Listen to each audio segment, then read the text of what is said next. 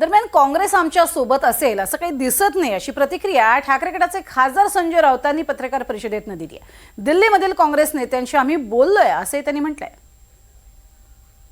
काँग्रेस या क्षणी सोबत आहे असं मला दिसत नाही।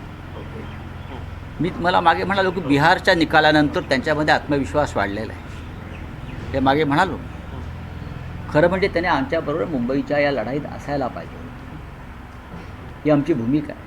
आम्ही त्यांच्या वरिष्ठांशी बोललो आहे, पण त्यांनी ती बाब स्थानिक पातळीवर सोडलेली आहे। नेहमीप्रमाणे ती बाब त्यांनी स्थानिक पातळीवर सोडलेली आहे आणि स्थानिक पातळीवरील नेत्यांना आमचं आव्हान कायम असेल की तुम्ही वेगळी चूल मांडून भारतीय जनता पक्षाला मदत होईल अशा प्रकारच्या भूमिका कोणी ह्या मुंबईच्या लढाईमध्ये घेऊ नये।